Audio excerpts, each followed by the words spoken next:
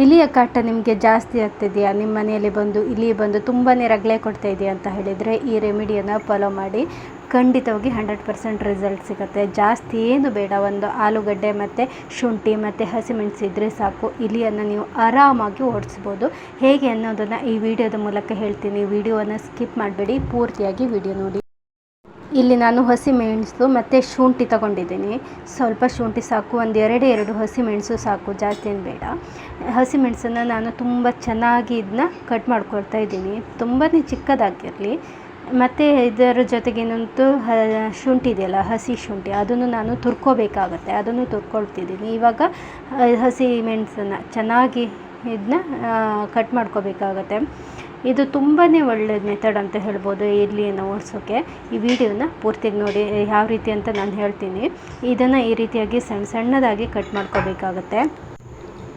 Next ಇಲ್ಲಿ ನಾನು ಶುಂಠಿ ತೊಗೊಂಡಿದ್ದೀನಿ. ಶುಂಠಿ ಇಷ್ಟೇ ಸಣ್ಣ ಶುಂಠಿ ಸಾಕು. ಇದನ್ನು ನಾನು ತುರ್ಕೋತಾ ಇದ್ದೀನಿ. ನೋಡಿ, ನಾನಿಲ್ಲಿ ಹಸಿ ಶುಂಠಿನ ಈ ರೀತಿಯಾಗಿ ತುರ್ಕೊಂಡಿದ್ದೀನಿ. ಇದ್ರ ಜೊತೆಗೆ ಹಸಿ ಮೆಣಸು ಸಣ್ಣದಾಗಿ ಕಟ್ ಮಾಡಿ ಇಟ್ಕೊಂಡಿದ್ದೀನಿ. ನೆಕ್ಸ್ಟು ಆಲೂಗಡ್ಡೆ ನಾಲ್ಕು ಹೋಳು ಮಾಡ್ಕೊಂಡಿದ್ದೀನಿ. ಮೀಡಿಯಮ್ ಸೈಜ್ ಆಲೂಗಡ್ಡೆನ ತೊಗೊಂಡಿದ್ದೀನಿ. ಅದನ್ನು ಈ ರೀತಿಯಾಗಿ 4 ಪೀಸಾಗಿ ಇದನ್ನು ಮಾಡ್ಕೊಂಡಿದ್ದೀನಿ. ನೆಕ್ಸ್ಟ್ ಏನು ಮಾಡಬೇಕಂತ ಹೇಳಿದರೆ, ಈಗ ಇದು ಹೋಳು ತಗೋತಾ ಇದ್ದೀನಿ. ಆಲೂಗಡ್ಡೆ ಪೀಸ್ ಇದೆಯಲ್ಲ, ಅದನ್ನು ಒಂದು ತಗೊಳ್ತಾ ಇದ್ದೀನಿ.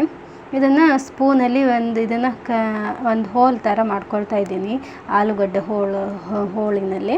ನೆಕ್ಸ್ಟ್ ಇದರೊಳಗೆ ಏನು ಮಾಡಬೇಕಂದ್ರೆ, ನೋಡಿ ಇದೇ ರೀತಿಯಾಗಿ ಮಾಡಿ, ನಾನು ಇಲ್ಲಿ ತೋರಿಸ್ತಾ ಇದ್ದೀನಲ್ಲ, ಇದೇ ರೀತಿಯಾಗಿ ನೀವು ಮಾಡಿ.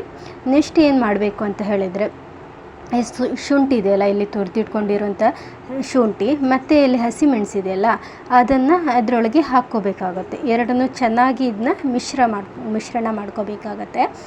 ಈ ರೀತಿಯಾಗಿ ಇದನ್ನು ನೋಡಿ ಅಷ್ಟು ಚೆನ್ನಾಗಿ ಅದರ ಒಳಗಡೆ ಕೂತ್ಕೋಬೇಕು, ಆ ರೀತಿಯಾಗಿ ಮಾಡ್ಕೋಬೇಕಾಗತ್ತೆ. ಬಟ್ ಇಲ್ಲಿಗೆ ಆಲೂಗಡ್ಡೆ ಅಂದರೆ ತುಂಬಾ ಇಷ್ಟ. ಆದರೆ ಅವು ಆಲೂಗಡ್ಡೆನ ಇಟ್ಟಿರ್ತೀವಲ್ಲ ಈ ರೀತಿ, ಅದನ್ನು ತಿನ್ಲಿಕ್ಕಂತಲೇ ಬರುತ್ತೆ. ಆದರೆ ಅದರೊಳಗಿರುವಂಥ ಹಸಿ ಮೆಣಸಿನ್ಕಾಯಿ ಮತ್ತು ಇದು ಶುಂಠಿ ಅವಕ್ಕಂತೂ ಖಂಡಿತ ಆಗೋಲ್ಲ. ಅವಕ್ಕೆ ಒಂದು ರೀತಿ ತಿಂದವಕ್ಕೆ ಒಂದು ರೀತಿ ತಲೆ ತಿರುಗುತ್ತದರ ವಾಮಿಟ್ ಆ ಥರ ಅವಕ್ಕೆ ಫೀಲಿಂಗ್ ಆಗುತ್ತೆ. ಅವಕ್ಕೆ ಖಂಡಿತವಾಗಿ ಇವೆರಡು ಮಿಶ್ರಣ ಅಂತೂ ಖಂಡಿತ ಆಗೋಲ್ಲ, ಒಂದು ರೀತಿ ಆಗುತ್ತೆ. ಅವು ಇಲ್ಲಿ ಬಂದು ಒಂದ್ಸಲ ಇದನ್ನು ತಿಂತು ಅಂತ ಹೇಳಿದರೆ ಅವು ಮತ್ತೆ ನಿಮ್ಮ ಅಡುಗೆ ಮನೆ ಕಡೆ ಅಂತೂ ತಲೆ ಹಾಕಿ ಮಲ್ಗೋದಿಲ್ಲ. ನೋಡಿ, ಈ ರೀತಿಯಾಗಿ ಎಲ್ಲ ಕಡೆ ಮಾಡಬೇಕಾಗತ್ತೆ. ಇಲಿಗಳ ಕಾಟದಿಂದ ತುಂಬಾ ರೋಸಿ ಹೋಗಿರ್ತಾರೆ. ಕೆಲವರು ಇಲ್ಲಿ ಸಾಯಿಸೋಕೆ ಏನೇನೆಲ್ಲ ಮೆಡಿಷನ್ ಇಡ್ತಾರೆ. ಆದರೆ ಕೆಲವ್ರಿಗೆ ಏನಂತ ಹೇಳಿದರೆ ಅವಕ್ಕೆ ಸಾಯಿಸೋಕ್ಕೆ ಇಂಟ್ರೆಸ್ಟ್ ಇರೋದಿಲ್ಲ, ಇಷ್ಟ ಇರೋದಿಲ್ಲ ಕೆಲವರಿಗೆ. ಆವಾಗ ನೀವು ಈ ರೀತಿಯಾಗಿ ಒಂದು ರೆಮಿಡಿಯನ್ನು ಟ್ರೈ ಮಾಡ್ಬೋದು. ನೋಡಿ, ಈ ರೀತಿಯಾಗಿ ನಾನಿಲ್ಲಿ ಎಲ್ಲ ಆಲೂಗಡ್ಡೆ 4 ಪೀಸ್ ಮಾಡ್ಕೊಂಡಿದ್ದೀನಲ್ಲ ಹೋಳಿಗೆ, ಈ ರೀತಿಯಾಗಿ ಇದನ್ನೆಲ್ಲದನ್ನ ಚೆನ್ನಾಗಿ ನೀಟಾಗಿ ಇದನ್ನು ತುಂಬ್ಕೊಳ್ತಾ ಇದ್ದೀನಿ. ಈ ರೀತಿಯಾಗಿ ಮಾಡ್ಕೋಬೇಕಾಗತ್ತೆ. ನೋಡಿ, ಈ ರೀತಿಯಾಗಿ ನೀಟಾಗಿ ಮಾಡ್ಕೊಳ್ಳಿ. ನಿಮಗೆ ಎಲ್ಲ ಕಡೆ ಯಾವ ಕಡೆ ಇಲಿ ಎಲ್ಲ ಬರುತ್ತೆ ನೋಡಿ, ಆ ರೀತಿ ಅದನ್ನೆಲ್ಲ ಕಡೆನೂ ಇಟ್ಕೋಬಹುದು. ಈಗ ಅಂತೂ ಹೆಚ್ಚಿನವ್ರ ಮನೆಯಲ್ಲಿ ಇಲಿಗಳ ಕಾಟ ಜಾಸ್ತಿ ಆಗ್ತಾಯಿದೆ. ಹಾಗಾಗಿ ಕೆಲವ್ರಿಗೆ ಏನು ಮಾಡೋದಂತಲೇ ತೋಚೋದಿಲ್ಲ. ಹಾಗಾಗಿ ಏನು ಮಾಡ್ತಾರೆ, ಸುಮ್ಮನೆ ಇದ್ಬಿಡ್ತಾರೆ ಕೆಲವರು. ಆದರೆ ಇಲಿ ತುಂಬಾ ಡೇಂಜರ್ ಅದು. ಆ ರೀತಿಯಾಗಿ ಮಾಡಬಾರ್ದು. ಕೆಲವರು ಇಲ್ಲಿನ ನೆಗ್ಲೆಕ್ಟ್ ಮಾಡೋದು ಸಹ ತಪ್ಪಾಗುತ್ತೆ. ನೋಡಿ, ಈ ರೀತಿಯಾಗಿ ಮಾಡೋದ್ರಿಂದ ಇಲ್ಲಿನ ನೀವು ಆರಾಮಾಗಿ ಓಡಿಸ್ಬೋದು. ನೀವು ಒಮ್ಮೆ ನಿಮ್ಮ ಮನೇಲಿ ಇಲಿಗಳ ಕಾಟ ಜಾಸ್ತಿ ಆಯಿತು ಅಂತ ಹೇಳಿದರೆ ಈ ರೀತಿಯಾಗಿ ಒಮ್ಮೆ ಟ್ರೈ ಮಾಡಿ. ನನಗಂತೂ ಒಳ್ಳೆ ರಿಸಲ್ಟ್ ಸಿಕ್ಕಿದೆ ಈ ರೀತಿ ಮಾಡಿ. ನಮ್ಮ ಮನೆಯಲ್ಲೂ ತುಂಬ ಸಿಕ್ಕಾಪಟ್ಟೆ ಇಲಿ ಎಲ್ಲ ಜಾಸ್ತಿ ಇದೆ. ಹಾಗಾಗಿ ಏನು ಮಾಡೋದು ಅಂತಲೂ ನಂಗೆ ತೋಚಲಿಲ್ಲ. ಆಮೇಲೆ ಈ ರೀತಿಯ ರೆಮಿಡಿನ ಟ್ರೈ ಮಾಡಿ ನಾನು ಎಲ್ಲೆಲ್ಲಿ ಇಲಿ ಎಲ್ಲ ಬರುತ್ತೆ ನೋಡಿ, ಅಲ್ಲೆಲ್ಲ ಅದೇ ಪ್ಲೇಸಲ್ಲಿ ಇಟ್ಟೆ. 1-2 ದಿನ ಅಷ್ಟೇ. ಆಮೇಲೆ ಇಲ್ಲಿ ಕಾಟ ನಮಗೆ ಇರಲಿಲ್ಲ. ಚೆನ್ನಾಗಿದೆ, ಒಳ್ಳೆ ಮೆಥಡ್ ಅಂತ ಅನ್ನಿಸ್ತು. ಹಾಗಾಗಿ ನಾನು ನಿಮ್ಮ ಜೊತೆನೂ ಶೇರ್ ಮಾಡ್ಕೊಳ್ತಾ ಇದ್ದೀನಿ. ನಾನೀಗ 4 ಪೀಸ್ ಆಯಿತು, ಎಲ್ಲ ಕಡೆನೂ ಇದನ್ನ ಹಾಗೆ ಹಾಕೋತಾ ಇದ್ದೀನಿ.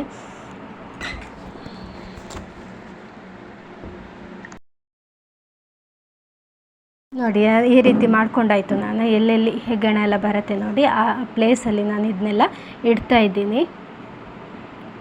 ತುಂಬಾ ಒಳ್ಳೆಯ ರಿಸಲ್ಟ್ ಕೊಡುತ್ತೆ. ನೀವು ಒಂದ್ಸಲ ಟ್ರೈ ಮಾಡಲೇಬೇಕು. ನಿಮ್ಮ ಮನೇಲಿ ಇಲಿ ಕಾಟ ಇದೆ ಅಂತ ಹೇಳಿದರೆ ಒಮ್ಮೆ ಟ್ರೈ ಮಾಡಿ, ಹೇಗೆ ಅನ್ನಿಸ್ತು ಅಂತ ನನಗೆ ಕಮೆಂಟ್ ಬಾಕ್ಸ್ನಲ್ಲಿ ನೀವು ತಿಳಿಸಿ. ನಿಮಗೆ ಈ ವಿಡಿಯೋ ಇಷ್ಟ ಆಯಿತು ಅಂತ ಹೇಳಿದರೆ ಒಂದು ಲೈಕ್ ಮಾಡಿ, ಶೇರ್ ಮಾಡಿ, ಸಬ್ಸ್ಕ್ರೈಬ್ ಮಾಡಿ, ಹಾಗೆ ಕಮೆಂಟ್ ಮಾಡೋದನ್ನು ಮರಿಬೇಡಿ. Thank you.